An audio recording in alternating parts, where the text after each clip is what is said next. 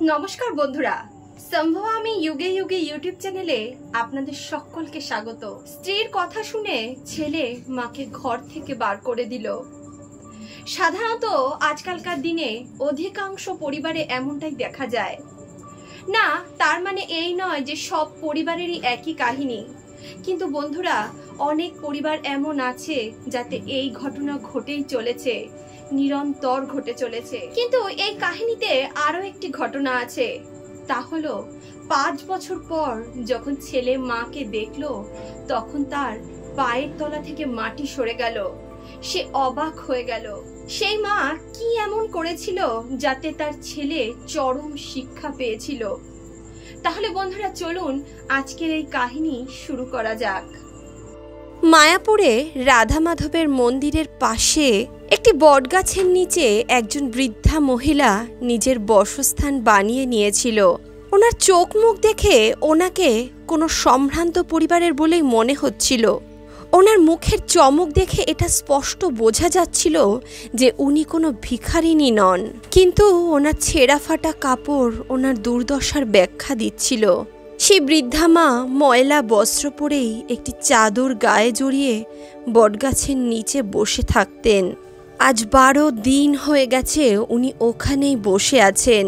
মন্দিরে যে সকল দর্শনার্থীরা আসতেন তাদের মধ্যে কেউ কেউ ওনাকে প্রসাদ দিয়ে যেতেন, আবার কখনো কোনো দয়ালু পথিক ওনার করুণ অবস্থা দেখে ওনাকে কিছু খেতে দিয়ে যেতেন। এইভাবেই ওনার দিন কাটছিল। দেবজিৎ প্রতি বছর নিজের মা বাবার মৃত্যুবার্ষিকীর দিন রাধা মাধবের মন্দিরে আসতো রাধা মাধবকে পুজো দিতে। দুর্ভাগ্যবশত দেবজিতের মাতা পিতার একটি ট্রেন দুর্ঘটনার কারণে মৃত্যু হয়ে গিয়েছিল। তারপর থেকে সেই বিশ্ব সংসারে একদম একা হয়ে গেছিল।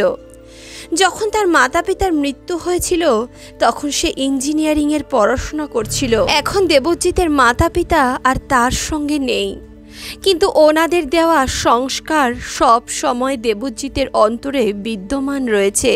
ইঞ্জিনিয়ারিংয়ের পড়াশোনা শেষ করতে না করতেই দেবজিৎ কাউন্সেলিংয়ের দ্বারা খুব ভালো একটি কোম্পানিতে চাকরি পেয়ে যায়। দেবজিৎ একটি মাল্টিন্যাশনাল কোম্পানিতে অনেক উঁচু পদে কার্যরত ছিল। শনিবার আর রবিবার সে তার বন্ধুদের সঙ্গে ঘুরে তাদের সঙ্গে মজা করেই সময়টা কাটাতো। কিন্তু আজ ওর মা বাবার মৃত্যু বার্ষিকী ছিল, তাই আজ ও মন্দিরে গরিবদের ভোজন করাতে এসেছিল। সকল দরিদ্র ব্যক্তিদের খাওয়ানোর পর গাছের নিচে বসে থাকা সেই বৃদ্ধ মায়ের দিকে দেবজিতের চোখ পড়ল।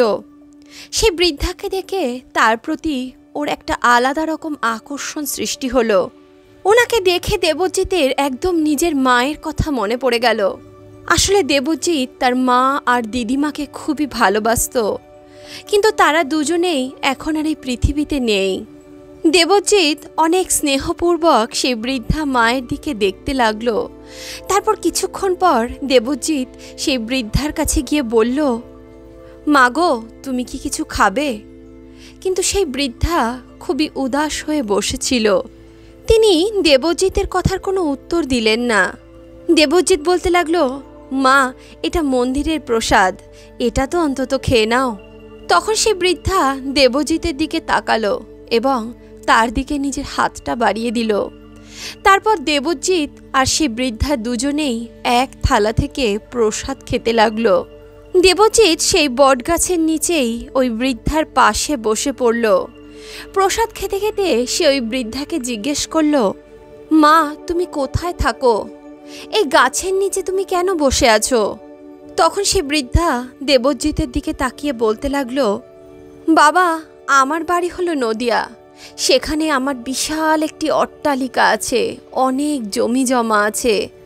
আসলে 2 বছর হয়েছে আমার স্বামী মারা গেছেন। যতদিন তিনি বেঁচে ছিলেন ততদিন আমি রানীর মতো থাকতাম, কিন্তু স্বামীর মৃত্যুর পর নিজের ছেলে ও ছেলের বউর চোখেই আমি কাটার মতো বিঁধতে লাগলাম। বৌমা তো আমার মুখ দর্শন পর্যন্ত করতে চাইতো না। সে প্রতিদিন আমাকে বিভিন্নভাবে অত্যাচার করত, লাঞ্ছনা গঞ্জনায় আমার জীবনটা সে ভরিয়ে দিয়েছিল। একদিন হঠাৎই আমার ছেলে এসে আমাকে বলল, চলো মা, তোমাকে আজকে মায়াপুর ঘুরিয়ে নিয়ে আসি। অনেক দিন ধরে তোমার ইচ্ছা ছিল না রাধা মাধবকে দর্শন করার? চলো আজকে মায়াপুর নিয়ে গিয়ে তোমাকে রাধা মাধবের দর্শন করিয়ে নিয়ে আসি। তারপর আমার ছেলে আমাদের গাড়ি করেই আমাকে এখানে নিয়ে এসেছিল। সে আমাকে বলল, মা তুমি এই বটগাছের নিচে বসো, আমি একটা দরকারি কাজ সেরে এক্ষুনি আসছি। 2-3 ঘন্টা লাগবে আমার আসতে, তুমি কিন্তু কোথাও যাবে না, এখানেই বসে থাকবে। দেখো মা, অজানা অচেনা জায়গা, তার উপরে তুমি কিন্তু বাড়ির ঠিকানাও জানো না, এখানেই বসে থাকবে, কোথাও যাবে না। জানো বাবা, আমি ওকে বলেছিলাম তুই যেখানে যাচ্ছিস আমাকে নিয়ে চল না, এখানে আমি একা একা বসে কি করব বল। কিন্তু সে কোনো মতেই আমার কোনো কথাই শুনল না। আজ 12 দিন হয়ে গেল, না তো আমার ছেলে আসলো, না তো তার কোনো খবর আসলো। জানো বাবা, এখন আমি বুঝে গেছি যে আমার ছেলে কেন আমাকে এখানে নিয়ে এসেছিল। তার বউ আমাকে একদম পছন্দ করতো না, তাই বৃদ্ধ মায়ের বোঝা মাথা থেকে ঝেড়ে ফেলার জন্য ও আমাকে এখানে রেখে গেছে রাধা মাধবের স্মরণে। এ কথা বলতে বলতেই সেই বৃদ্ধার চোখে জল চলে আসলো। সেই বৃদ্ধা নিজের কষ্ট লুকাতে পারছিল না, সে অনবরত কেঁদেই চলেছিল। দেবজিতের চোখের সামনে সঙ্গে সঙ্গে তার মায়ের মুখটা ভেসে উঠল। সেই বৃদ্ধার করুণ অবস্থা দেখে দেবজিতের চোখেও জল চলে এলো। গরিবদেরকে খাওয়ানোর পর যা খাওয়ার দাওয়ার বেঁচেছিল দেবজিৎ সমস্তটাই সেই বৃদ্ধা মায়ের চাদরের উপর রেখে দিল। তারপর সেখান থেকে সামান্য অন্নপ্রসাদ সে ওই বৃদ্ধার মুখে তুলে দিল আর নিজেও খেতে লাগলো। যখন দেবজিৎ সে বৃদ্ধাকে খাওয়াচ্ছিল তখন তার মনে হচ্ছিল সে যেন তার মাকে খাইয়ে দিচ্ছে। দেবজিৎ নিজের মাকে খুব ভালোবাসতো। ছোট্টবেলা থেকে সে কখনো তার মা থেকে আলাদা হয়নি। আর নিজের মায়ের মৃত্যুর পর দেবজিৎ একদম একা হয়ে গেছিল। দেবজিৎ যখন সারা দিন পর ঘরে ঢোকার চেষ্টা করত তখন তার মনে হতো তার ঘরটা যেন তাকে গিলে খেতে আসছে। এই কারণেই দেবজিৎ বেশিরভাগ সময় বাইরে বাইরেই কাটাতো। এমন অনেক দিন থাকতো যেই দিন সে ঘরে ঢুকতোই না। কোনো না কোনো বাহানায় কোনো না কোনো বন্ধুর বাড়িতে সে রাত কাটিয়ে দিত। শনি রবিবার যখন অফিস ছুটি থাকতো তখন সে নিজের বন্ধু বান্ধবের সঙ্গে ঘুরে তার সময়টা কাটাতে চাইতো। কিন্তু আজকে যখন দেবজিৎ ওই বৃদ্ধার সঙ্গে কথা বলছিল তখন তার কেমন জানি একটা আপনত্ব মনে হলো। তার মনে হলো তার সঙ্গে যেন ওনার কোনো গভীর সম্পর্ক রয়েছে। দেবজিৎ ওই বৃদ্ধা মাকে বলে উঠল, মা তুমি কি আমার সঙ্গে আমার বাড়িতে যাবে? বৃদ্ধা বলতে লাগলো, দেখো বাবা, যখন আমার নিজের রক্ত, আমার নিজের ছেলে আমাকে তার বাড়িতে রাখলো না তখন তুমি আমাকে তোমার সঙ্গে নিয়ে গিয়ে কি করবে? যখন আবার নিজের ছেলেই আমার নিজের হলো না তাহলে অন্য কারোর কাছে আমি কি ভরসা করব? থাক বাবা, আমার উপরে এত দয়া করতে হবে না তোমার। আমি যেভাবে হোক রাধা মাধবের মন্দিরের সামনে এখানে বসেই আমার শেষ জীবনটা কাটিয়ে দেব। দেবজিৎ তখন সেই বৃদ্ধা মায়ের হাতের উপর হাত রেখে বলতে লাগলো, জানো তো মা, আমার অনেক বড় একটা বাড়ি আছে। সেই বাড়িতে আমি একা থাকি। একটি ট্রেন দুর্ঘটনায় আমার মাতা পিতার মৃত্যু হয়েছে। আমার সঙ্গে থাকার মতো এই পৃথিবীতে আর কেউ নেই। তোমার কথা বলার ধরন একদম আমার মায়ের মতো।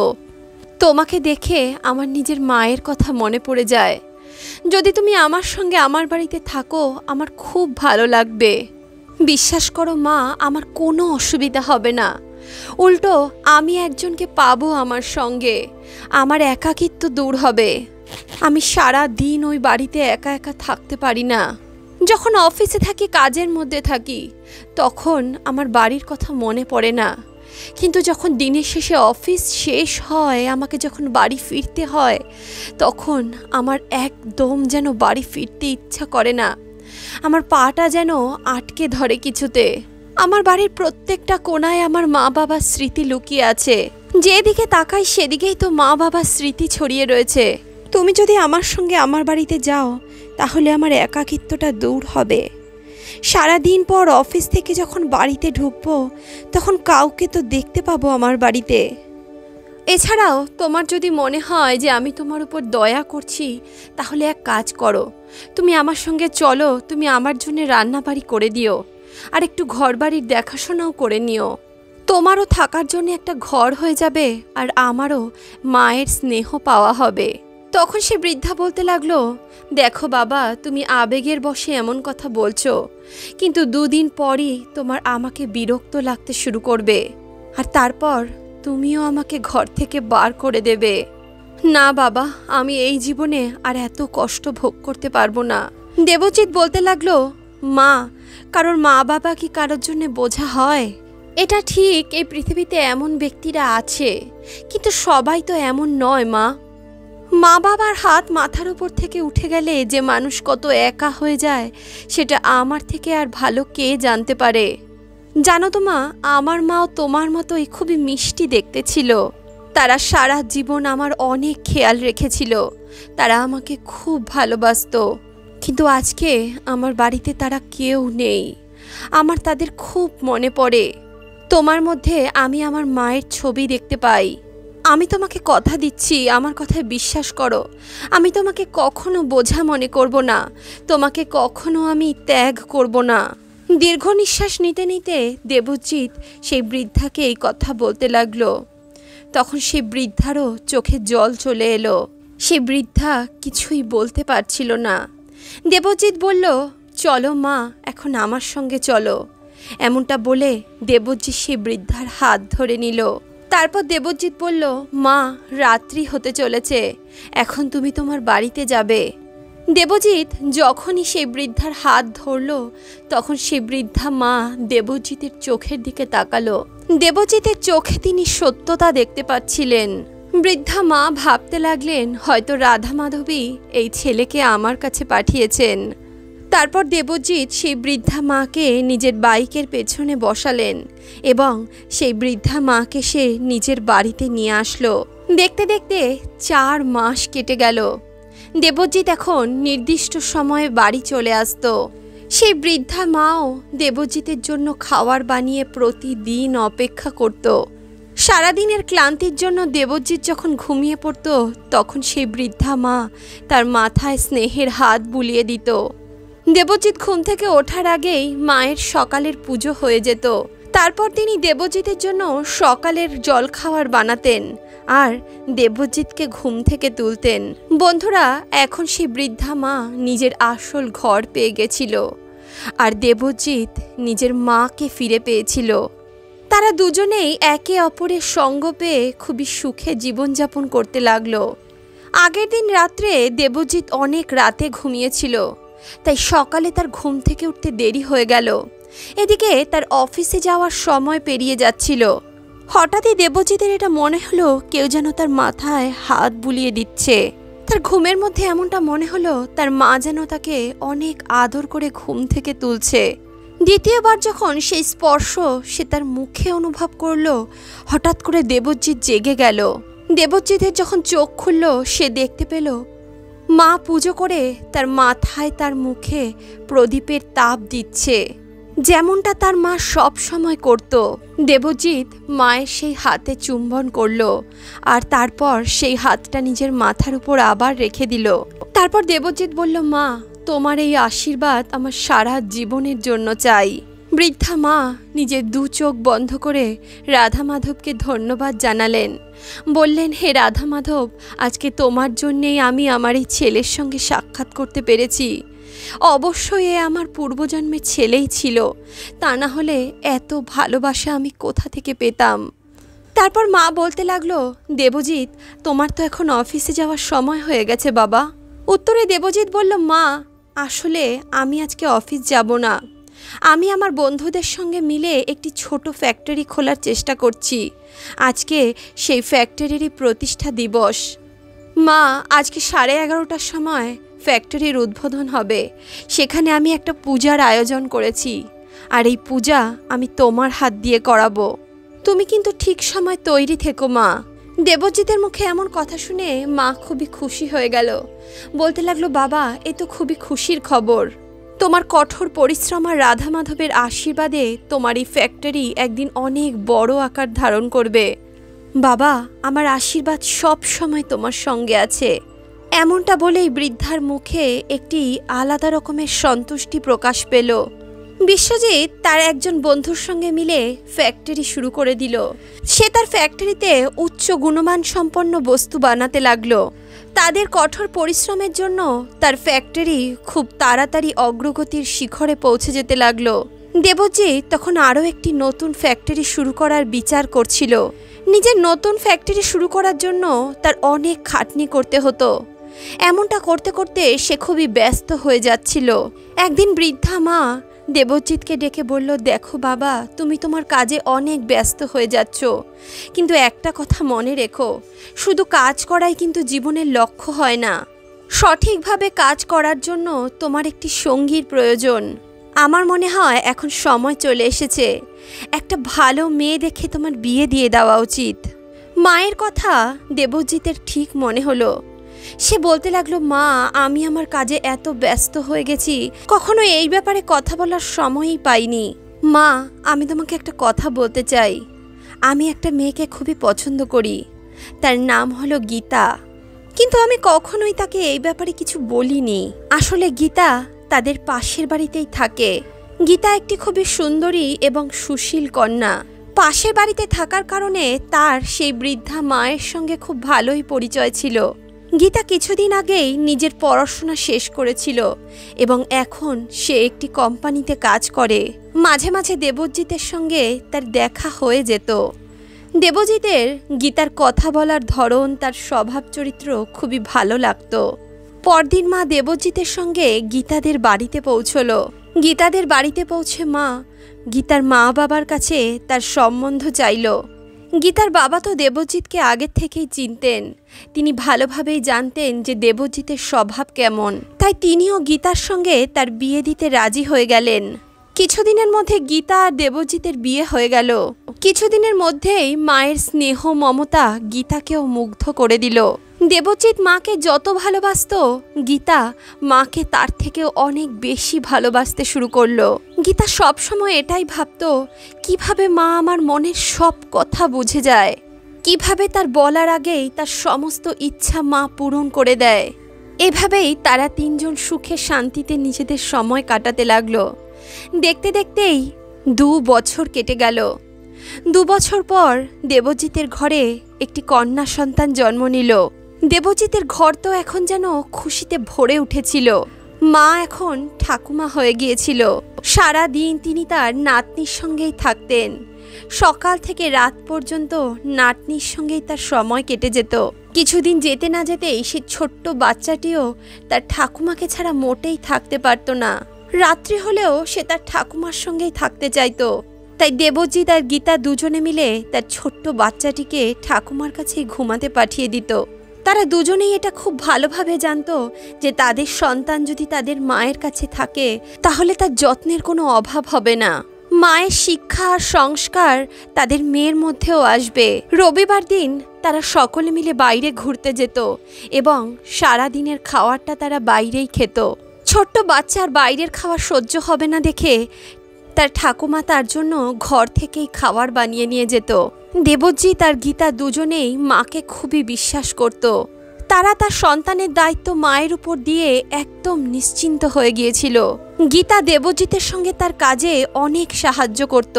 তাদের দুজনের প্রচেষ্টায় তাদের সেই কোম্পানি আরও বড় আকার ধারণ করলো। তাদের ফ্যাক্টরির শাখা বিভিন্ন দেশে ছড়িয়ে পড়তে লাগলো। তাদের ফ্যাক্টরিতে হাজার হাজার কর্মচারী কাজ করতে লাগলো। অপরদিকে সেই বৃদ্ধা মায়ের ছেলে শুভঙ্করের মনে অপরাধ বোধ জাগৃত হতে লাগলো।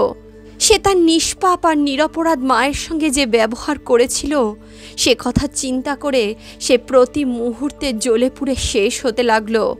প্রতি মুহূর্তে তার অপরাধ বোধ আরও বেশি তীব্রতর হতে লাগলো। ঘরের প্রতিদিনের ঝগড়া থেকে বিরক্ত হয়ে আর তার নিজের স্ত্রীর সঙ্গে সুখী জীবনযাপন করার আশায় সে তার নিষ্পাপ মাকে ত্যাগ করে দিয়েছিল। কিন্তু সেদিনের পর থেকে তার অন্তর্মন হাহাকার করছিল। তার মনে একটা অপরাধ বোধ কাজ করছিল, যে কথা সে কাউকে বলতে পারছিল না। বন্ধুরা, আমরা যখন কোনো অপরাধ করি তখন সবার আগে আমাদের অন্তর্মন আমাদের অপরাধী সাব্যস্ত করে। সারা পৃথিবীর লোককে আপনি মিথ্যে কথা বলতে পারবেন, কিন্তু নিজের বিবেককে, নিজের বিবেককে কিন্তু কখনোই মিথ্যে কথা বলা যায় না। এখন তো শুভঙ্করের স্ত্রীর তার বাড়িতে একচ্ছত্র আধিপত্য ছিল। সে নিজের মনের মতো খরচা করতে লাগলো। দোকান থেকে সে তার ইচ্ছে মতো পয়সা বার করত। ব্যবসার থেকে এত পয়সা বার করে নেওয়ার কারণে তার জমানো ব্যবসা আস্তে আস্তে শেষ হয়ে যেতে লাগলো। যে দোকানটিকে একদিন তার বাবা এত পরিশ্রম করে এত বড় করেছিল, তাদের ভুলভাল খরচার কারণে সেই দোকানটা একদিন বন্ধ করে দিতে হলো। তাদের জীবনে নেমে এলো দরিদ্রতা। এখন তো শুভঙ্কর আর তার বউ এটা বুঝে গেছিল যে কত ধানে কত চাল। বিলাসিতা করা তো দূরে থাক, নিজের সন্তানদের দুবেলা দুমুঠো খেতে দেওয়াও তাদের কাছে কঠিন হয়ে গিয়েছিল। শুভঙ্করের এক বন্ধু যে অনেক বড় কোম্পানিতে কাজ করত, সে তাকে ওই কোম্পানিতে কাজ দিয়ে দিল। তারপর আস্তে আস্তে শুভঙ্করের জীবনযাত্রা আবারও একটু স্বাভাবিক হতে লাগলো।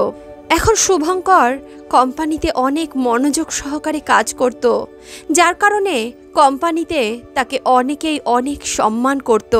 দেখতে দেখতে শুভঙ্কর সেই কোম্পানির একটি গুরুত্বপূর্ণ কর্মচারীতে পরিণত হয়ে গেল। কিছুদিনের মধ্যেই শুভঙ্করের কোম্পানিতে একটি অনুষ্ঠান হতে চলেছিল। আসলে কোম্পানির প্রতিষ্ঠা দিবস এগিয়ে আসছিল। সেদিন কোম্পানিতে বিভিন্ন রকম অনুষ্ঠানের আয়োজন করা হয়েছিল। এছাড়াও কোম্পানিতে কর্মরত কর্মচারীদের নিজেদের যোগ্যতা অনুযায়ী পুরস্কার বিতরণ করার কথা ছিল। শুভঙ্করকেও তার যোগ্যতা অনুসারে পুরস্কার দেওয়ার ছিল। এই সমস্ত পুরস্কার সেই কোম্পানির মালিকের দ্বারা দেওয়া হতো। নির্দিষ্ট দিনে নির্দিষ্ট সময়ে পুরস্কার বিতরণের সেই সমারোহ শুরু হলো। আজকে প্রথম দিন কোম্পানির সমস্ত সদস্যরা তাদের কোম্পানির মালিককে দেখতে পেত। আজকের দিনটা শুভঙ্করের জন্য অনেক গুরুত্বপূর্ণ ছিল, কারণ এর আগে কখনোই সে কোম্পানির মালিককে দেখেনি। কোম্পানির ম্যানেজিং ডাইরেক্টর তার স্ত্রী, সন্তান এবং মায়ের সঙ্গে সেই সমারোহতে উপস্থিত ছিলেন। যখন পুরস্কার বিতরণের অনুষ্ঠান শুরু হলো আর কোম্পানির ডাইরেক্টরকে পুরস্কার বিতরণের জন্য অনুরোধ করা হলো, তখন কোম্পানির মালিক স্টেজে উপস্থিত হলেন। তিনি বলতে লাগলেন, আজকে আমাদের কোম্পানির জন্য অনেক বড় একটা দিন, কিন্তু আজকের এই অনুষ্ঠানে আমি একটা কথা বলতে চাইব। আজকে আমার এই কোম্পানি যেই পরিস্থিতিতেই আছে তার জন্য শুধুমাত্র একজনই দায়ী। আপনারা কোম্পানির এই যে নাম যশ দেখছেন, এই যে উন্নতি দেখছেন, তার পেছনে একজন ব্যক্তিরই প্রেরণা রয়েছে। যদি আমার কাছে তার প্রেরণা না থাকতো তাহলে আজকে না এই কোম্পানি হতো, আর না তো আমি আজকে এখানে দাঁড়িয়ে থাকতে পারতাম। তাই আজকে পুরস্কার বিতরণের আসল অধিকারিণী হলেন আমার মা। মা, তুমি দয়া করে স্টেজে আসো আর নিজের হাতে সমস্ত যোগ্য কর্মচারীদের পুরস্কার বিতরণ করো। দেবজিতের কথায় মা স্টেজে উপস্থিত হলেন। তারপর তিনি দেবজিৎকে জড়িয়ে ধরলেন। দেবজিৎ মায়ের পা ছুঁয়ে আশীর্বাদ নিল। মায়ের চোখ থেকে তখন অঝরে জল ঝরে পড়ছিল। তারপর মা সমস্ত কর্মচারীদের এক এক করে পুরস্কার দিতে লাগলেন। তখনই একটি নামের অ্যানাউন্সমেন্ট করা হলো। নামটি শুনে মায়ের চোখ মুখের ভাব পরিবর্তন হয়ে গেল। নাম ডাকা হলো শুভঙ্কর রায়। সামনে থেকে আসা ব্যক্তিকেও অনেক চেনা পরিচিত বলে মনে হচ্ছিল। মা যখন সেই ব্যক্তির দিকে তাকালেন তখন দেখতে পেলেন পুরস্কার নিতে যে স্টেজের উপর উঠে আসছে সে অন্য কেউ নয়, সে তার নিজেরই ছেলে। তার সেই ছেলে যে তাকে তীর্থযাত্রার কথা বলে তার সঙ্গে ছলনা করে তাকে মন্দিরের সামনে ফেলে চলে গেছিল। তারপর থেকে আর একদিনের জন্য তার নিজের মায়ের কথা মনে পড়েনি। হঠাৎ করে মায়ের চোখে অতীতের কিছু স্মৃতি চলে আসলো। মা ভাবতে লাগলো, এতদিনে হয়তো আমি খিদায় তৃষ্ণায় ওখানেই মরে পড়ে থাকতাম। আমার ছেলে দেবজিৎ যদি আমাকে সেখান থেকে না নিয়ে আসতো তাহলে আমার যে কি হতো, এটা ভেবেও আমি আঁতকে উঠি। মায়ের চোখে মুখে রাগ এবং দুঃখের ভাব একসঙ্গে প্রকাশ পেতে লাগলো।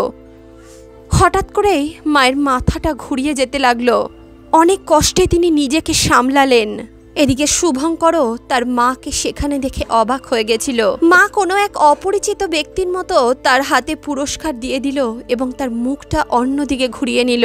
এতদিন পর শুভঙ্কর যখন তার মাকে তার সামনাসামনি দেখলো, তার হাত পা কাঁপতে লাগলো, তার মাথা থেকে ঘাম গড়িয়ে পড়তে লাগলো। শুভঙ্কর সঙ্গে সঙ্গে নিজের মায়ের পায়ে পড়ে গেল। শুভঙ্করের এটা বিশ্বাস হচ্ছিল না যেই মাকে সে দুয়ারে দুয়ারে ধাক্কা খাওয়ার জন্যে ঘর থেকে বার করে দিয়েছিল, সেই মা আজকে এত বড় সাম্রাজ্যের মালকিন। শুভঙ্কর তার মায়ের কাছে হাত জোর করে ক্ষমা চাইল, বলতে লাগলো, মা এখন তুমি আমার সঙ্গে আমার বাড়িতে যাবে।